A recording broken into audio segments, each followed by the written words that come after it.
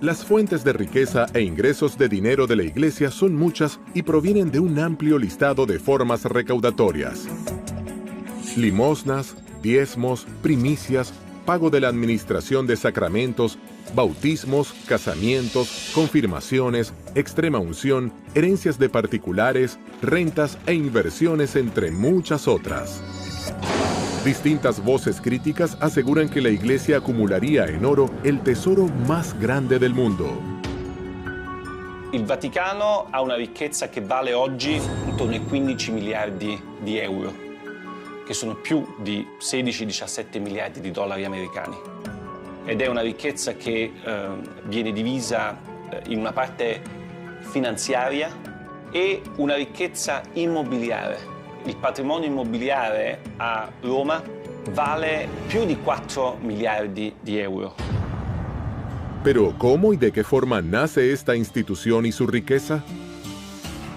El papado que se va desarrollando desde los comienzos del cristianismo, del siglo I en adelante, sobre todo a partir del siglo VI, va a tener cada vez más y más riquezas a lo largo de la historia medieval. He aquí que en los siglos XIV y XV se calcula que entre un tercio y un cuarto de todas las tierras europeas pertenecen al papado.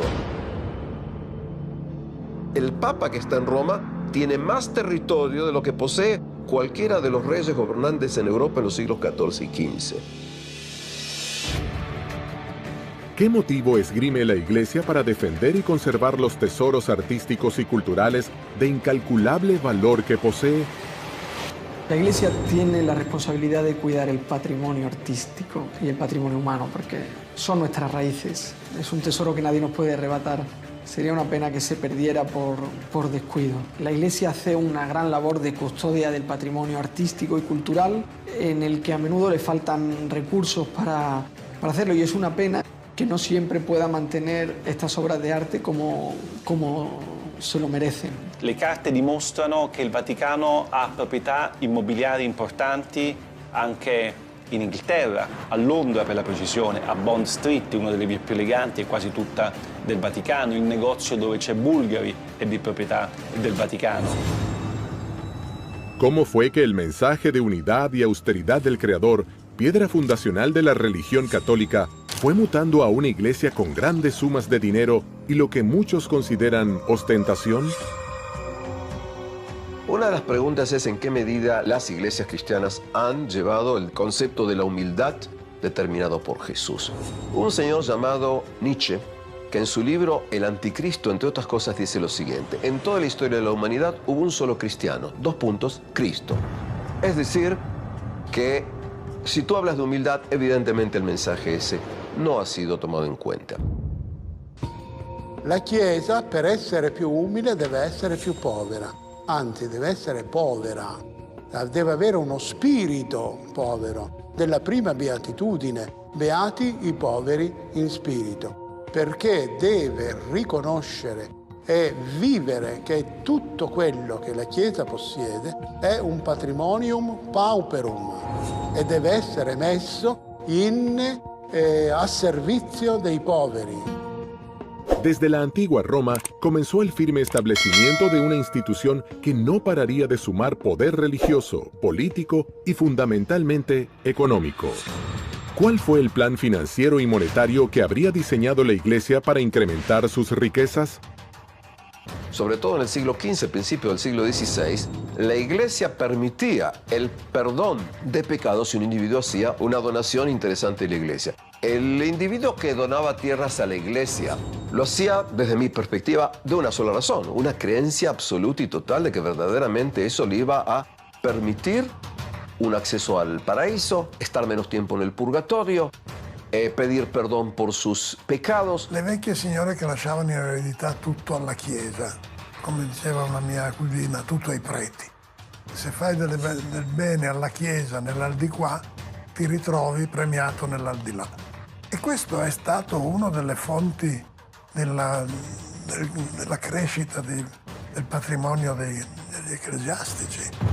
La Iglesia va a invertir su dinero en todo tipo de empresas y constantemente va a venir dinero a las arcas de Roma. Por eso es que se considera que en el siglo XX, también XXI, el papado tiene enormes fondos que dan origen a todo tipo de teorías más conspirativas o menos conspirativas. Las indulgencias llegan al extremo fin del siglo XV, principio del siglo XVI, cuando sobre todo el Papa Julio II quiere desarrollar y crear un gran edificio, lo que se va a llamar la Basílica de San Pedro. Para esa gran edificación se necesitaba muchísimo dinero. Entonces tú vienes, pagas una cifra determinada y de esta manera tus pecados serán más o menos disminuidos. Ci sono migliaia di cause di beatificazione, c'è un ministero apposta che si occupa soltanto di questo, che fattura centinaia di migliaia di euro tutti gli anni grazie a questo incredibile business. El Papa Francisco no quiere solo ser bueno, sino que se vea que es bueno. Que nadie piense que en el entregar una limosna a cambio de una bendición haya una especie de negocio, una especie de especulación como la que condenó Lutero hablando de las indulgencias, de la gente que daba limosnas a cambio de indulgencias. El Papa no quiere que se pague ni por sacramentos ni por bendiciones. Que no haya nadie que no se acerque a la Iglesia Católica porque piense que no tiene dinero. Que no haya nadie que piense que tiene que comprar la fe católica, que tiene que pagar para bautizar a su hijo o que tiene que pagar para tener una bendición del Papa. El mismo mensaje que sale en el Evangelio. Jesucristo lo decía, esto lo recibisteis gratis, hay que darlo gratis.